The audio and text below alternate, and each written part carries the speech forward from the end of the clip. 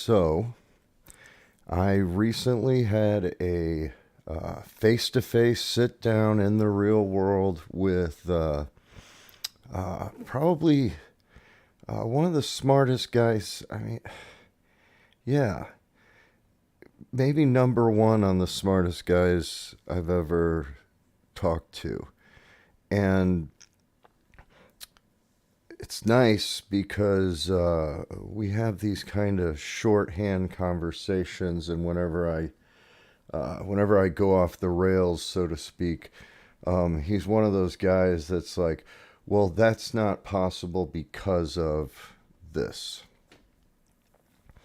But we were specifically talking about artificial intelligence,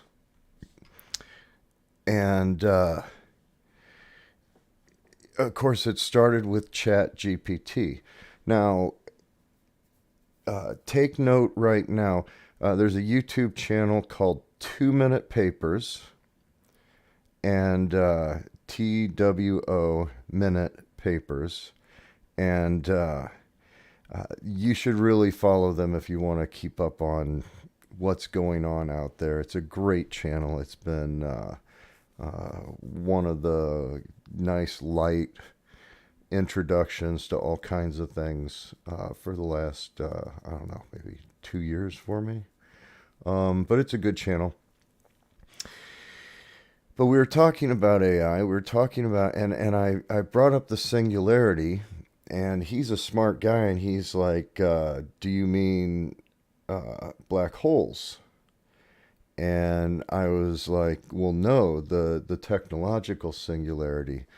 And it's not that he wasn't following, but a lot of times when I'm talking to somebody, I like to roll through the shortcuts just to make sure that, like, at any point I can be stopped and said, no, you're actually crazy. But I don't know, and I've known him for a long time, so I know that I've brought it up, but it might just be that he thought that I was crazy back then. But I've been talking about the technological singularity for what I think is a long time. And the way that I view the technological singularity is not. It has to do with AI. A lot of it has to do with AI, but it's going to be a convergence of technologies, right? I So what do I mean by a convergence of technologies? Well, all of a sudden, something is going to be a catalyst for just about every aspect of science, right? We'll start making leaps. Now, Chat GPT has done wonders for people trying to make fake blog posts, right? Which is not really that impressive to me. Um, because when we're really talking about like a true AI, what are we talking about? Well, we have to look at it at levels, right? So, um, you know, a true AI will be in the beginning, at the very least, will be specialized. It'll be the AI that's driving your car. Right now, it's not really AI driving your car. It feels like AI, but it's not AI, right? But when AI comes into play, it will start taking over a lot of tasks, right? Now, the first kind of level of AI is really kind of this machine learning, which, from a software developer standpoint, right, you can have an AI that's going to be a software developer, but it's going to be trained as an AI software developer. It's going to be very specialized as an AI software developer. It's not going to be, you're not just going to be able to point it at Stack Overflow and have it start pumping out code for you. It's going to actually be looking for optimizations for your problem. So this is going to have a huge impact on the software development community. We take that to other places, and once AI starts to fully merge with robotics, for instance, right? Well, you won't need somebody to use a shovel ever again. You will never able to be. Once we figure that out, once we get the AI working, you just walk over, tell it to dig a hole, it'll dig a hole. It'll ask you how big and wide and how deep. But medicine, right? Artificial intelligence to diagnose diseases, diagnose cancer, to predict the spreads of cancer, to predict population density of cancer, possible outbreaks, all of that kind of stuff. An AI that could immediately tell you if there's like a chemical spill, right? An AI that could immediately tell you this is what's downwind, this is how much you have to block off, this is what you would have to do in order to stop it contaminating the waterways 100 feet, right? And that's all the AI would think about. It wouldn't think about anything else.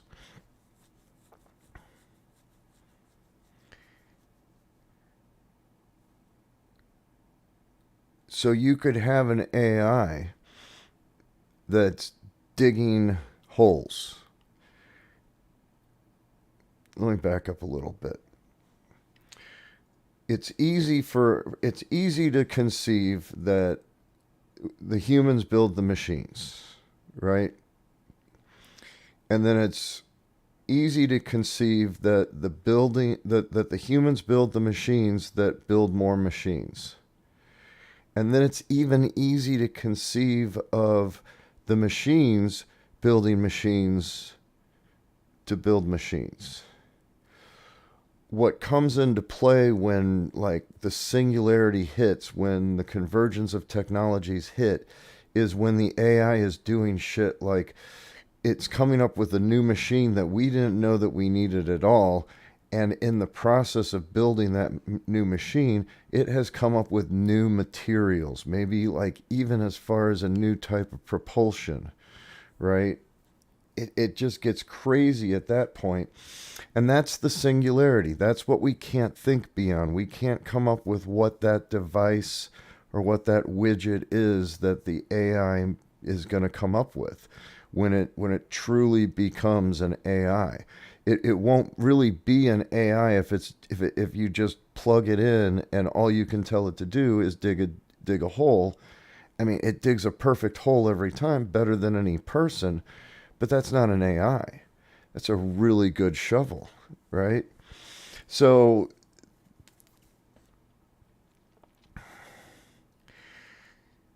we have to see these leaps happen, right? So, I mean, we build the machines, but look how long that's been taking us to do. When we build the AI machines, when we have the singularity happen, when materials and new chemical processes and who knows, even, you know, how smart does the AI really have to be and how much does it really have to understand the universe um, before it figures out what time and gravity is, right? And everybody's like, oh, well, Damon doesn't know, well, Mercy Beat doesn't know gravity. Well, yeah, I'll say that. Um, because there's weird things happening with gravity.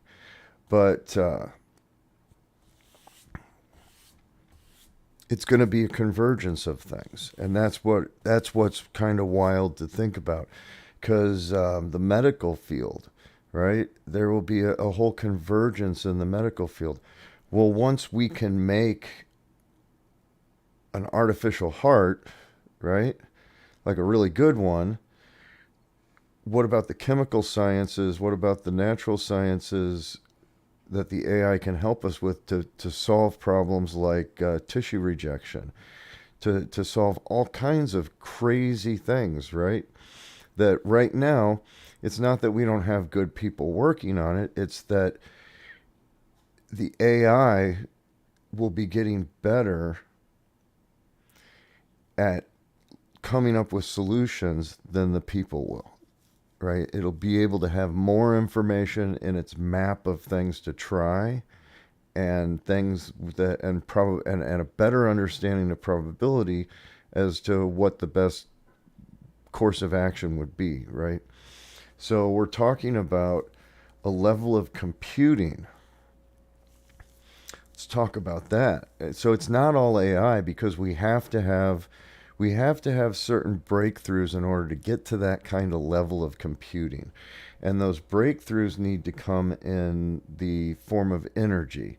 So right now we're chasing after batteries, and we should have been chasing after nuclear for the last 50 years in the United States. We would have been much better off if we had more nuclear research going on in the United States. We would have been much better off if we had more nuclear power plants providing power in the United States, for instance. Um, we would have been much better off if we had started that 50 years ago. So, the power requirements for the computing that's going to be required for AI, for artificial intelligence, is going to be through the roof. I mean, you've got these hippies bitching about the price of crypto, to the planet and energy. Wait till you get a hold of AI, because that's going to require a lot of computing power. It's going to require a lot more than a than an i9, than an Intel chip, right? Um, so we have to think about things like that have to happen first. So it won't be that we create an AI that all of a sudden creates the next gen chip that's able to run AI. It's going to be this kind of Moore's Law step that's starting to happen. And the more we can apply AI, like right now, Chat GPT, very cute, very wonderful. If you've been subscribed to 2 Minute Papers, you can see the kind of jump, right? But when you use Chat GPT, it's just such a failure on the AI level, right? I mean, it's mocking, and it's mocking human intelligence, and that's not what AI is. AI is very far beyond human intelligence. But in order to get that AI, and I'm not one of those people that's afraid of artificial intelligence. In order to get to that AI, we need medical advances, we need technological advances, we need energy advances, that's more than just battery, right? We need something better. We need something portable better than a rechargeable battery. It's just that simple. I'm not saying we need gasoline. I'm saying we need something better than a giant sled of lithium underneath us the whole time for the singularity to happen. That's because in order to get there, we first need to get through, I believe, we will never get to artificial intelligence until we start to enter the augmented intelligence, right? This is where, imagine your phone book, right? If you could get every phone number that you would ever need in your life together in a book, and you could just digitally put that in your head, that's an augmented memory. You could immediately go to anybody's name, anybody's number, and immediately dial it out, right? You connect that to your cellular. You think of somebody from 30 years ago, boom, you can call them. No. So that's one thing. Date, time, book. That's the simple augmentation of intelligence. The Imagine if a mechanic is connected, and we can pick up on everything the mechanic's doing and everything the mechanic sees, even things that consciously the mechanic isn't even thinking of, right? And all of that experience is recorded into an AI that now can literally just work on cars, right? And you would still, when it comes to space exploration, right? It's great. It's great to put a meat bag in a canister and send it off into space, and that's noble. And I like people that want to do that. It's just not practical at all, right? I mean, most of the time they're gonna die. The Mars people, they're talking about sending people to Mars. They're not coming back. There won't be a round trip in place for a long time. And that's great and all if you want to do that and you can find people to do that. But the robots, the singularity and going to Mars, for instance, are very close together on the timeline, believe it or not. We're not that far away from the technological singularity is the other thing. It's coming up really quick. And we could have whole things set up on Mars before the first person shows up. We could have AI that can not only dig holes but can set posts and however you want to build, start farming inside greenhouses, whatever you want to do on Mars, we will be able to program in. And we lose the whole, it's a bit romantic to think that humans will be going to Mars and living there and without it first being colonized. And by the time it's colonized,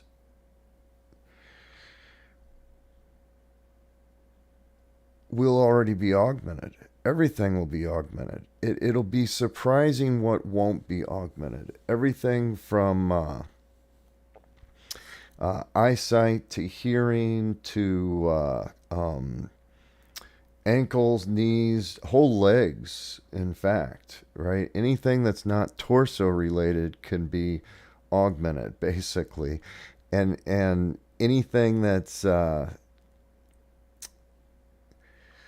new materials, new medical, new sciences that are going to happen, and while we approach that singularity, is going to allow us to start replacing organs, start living forever. But how long will the human race last like that, right? Because once everything is provided, things like birth rates just they plummet. You end up with zero population growth, and at that point, what's really meat and what's not meat? It's strange, I know. I just really laid a lot down. But as we get closer to the singularity, and we'll get there within a few generations, right? Within 2 or 3 generations, easy. After that, we don't see much use for meat anymore, if that makes sense.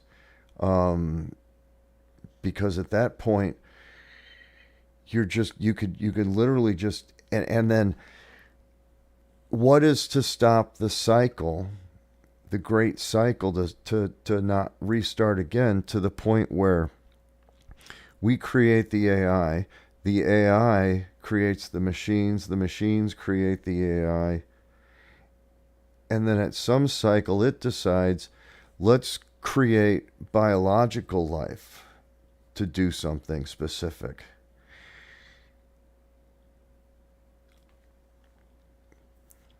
What's to stop the singularity from creating biological life to do something specific? Maybe biological life to create the hull of a spaceship, or biological life as a better sensor for radiation.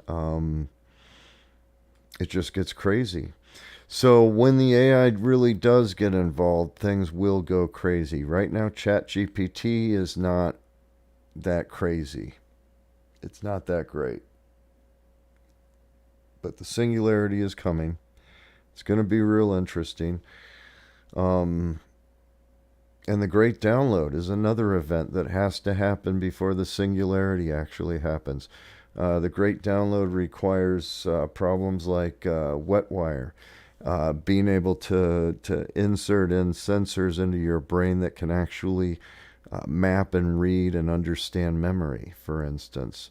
That has to happen before the singularity happens. So we have force against change that comes at us, and I like to point out stem cells. God, it feels like I was just a wee lad when stem cell technology first showed up on the scene, so to speak, in the news, and everybody was against it, and we passed laws that dropped us 1, 2 decades behind understanding stem cells, right? And if it wasn't for, certain countries being very liberal with their research, um, we wouldn't have the technology that we have right now in the United States. We wouldn't be anywhere on that ladder of understanding where we should be. But we're standing on the shoulders of giants, which is not a good position to be in. Um, Once all this happens, what the revolution that's going to happen next, we're not even sure what to call, right? So because we're going to start by creating machines to make stuff for people, right? Make houses for people, make food for people, make clothing for people, just basically. And then that's the point where we that's the point where everything that's provided to us is given to, or everything that we need to exist is given and provided to us without us needing to lift a finger, basically. And that is like a very possible biological trigger for population collapse. So it gets crazy. It absolutely gets. Watch Mouse Utopia on uh, Down the Rabbit Hole, right? For that. But all of these things will start to happen, and it's going to be amazing, right? I wouldn't be scared. I'm not scared. I think it's going to be amazing. It'll be. I've told my daughter that if I live long enough for the great download, I'm going to be downloaded into a box. Like no Wi Fi, no nothing at all. She'll have a little button that can turn me on and off. But that's it. Just visual and audio, and that's it. And just turn me on when the grandkids have or great grandkids have a birthday, right? Or maybe I'll decide to shoot me out into space. But it becomes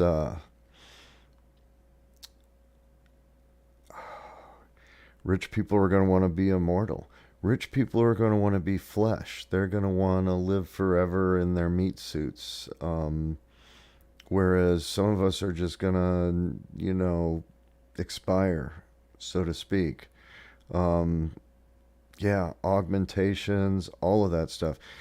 And don't leave Bitcoin out of it either, because Bitcoin could very well be the digital currency revolution that spars, or in some cases finances, some of these activities, right?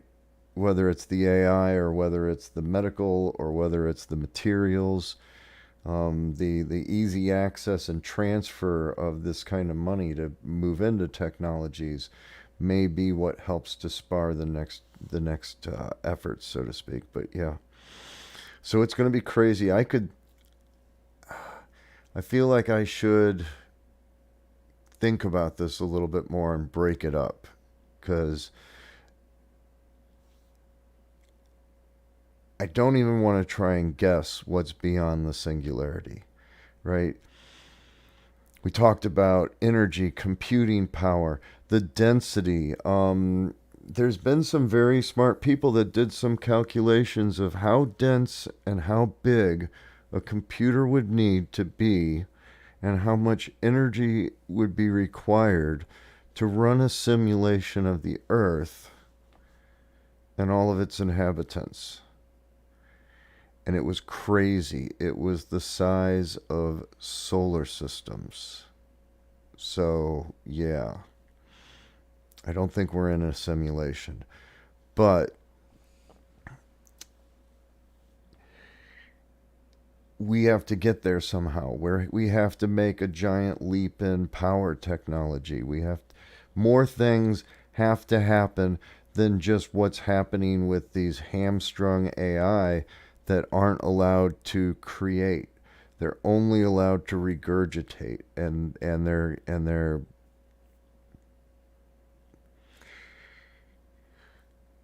yeah. All right. So that's about it. Hope this gives you something to think about. Hope this gives you something to Google. And what happens? What happens after all of this stuff comes together and we're a few generations into augmenting ourselves? Do we just become digital? Does the does the whole idea of us becoming energy, is that just us becoming electrons inside of a giant computer? Right? That's the question, in my mind at least. What else would we do? Why would you do anything else? If you could immediately go from a life where your body starts to completely fall apart at around 45, 50, right? 45, 55. Your body just starts to fall apart. If you could just extend that 2,000 years, and oh, by the way, you're not you're resistant to vacuums, you're resistant to temperature, almost all the way down to absolute zero. And uh, I mean, why wouldn't you? Just what would you do? Would you screw around and fish for 1,000 years? That's the question. If you can fish, you can just build a simulation to go fishing. All right, I'm going to stop it. Developer thoughts. This is not supposed to be coherent. So, yeah, have a good one.